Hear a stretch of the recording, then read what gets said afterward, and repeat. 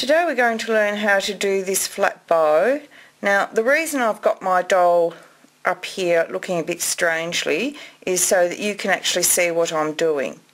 Usually I just lay her flat in front of me, but I've also found that over time that this little bow actually sits better if you actually do it upside down.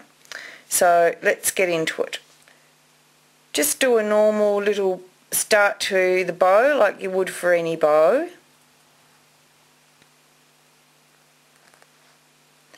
Now we're going to make 2 loops.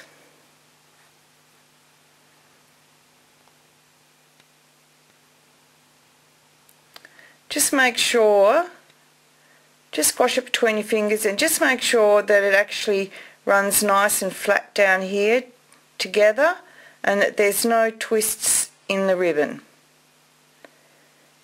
Do the same for the other side. I usually just push it up against my thumb to make the other loop. Now once we have our 2 loops, we're going to take the one that's in my right hand here and put it between my 2 fingers on my left hand, and the reason why I do this is so that I can actually grab the other one and cross them over.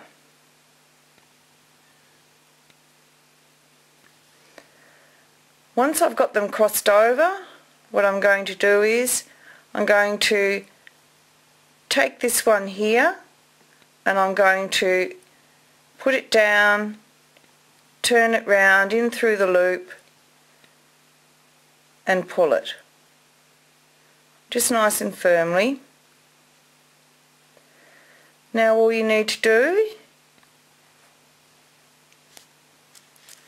I'm going to use a pair of scissors, but you have to hold this middle bit down with some pressure as you pull your loops down.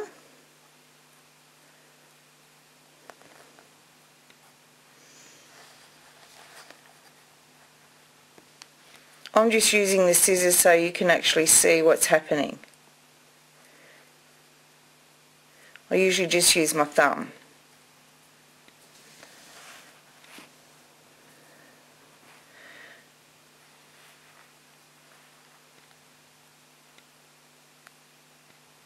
Once you're happy with your bow, turn your doll around. You can do a little bit more fiddling to get it to sit nice.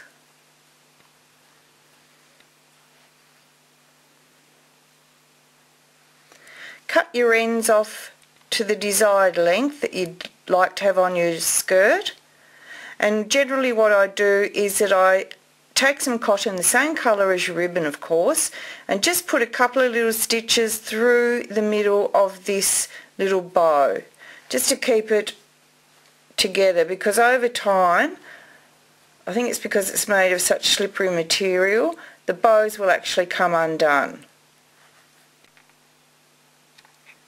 I've just done a little bit more fiddling just to make sure that my bow is nice and tidy. And there you have it.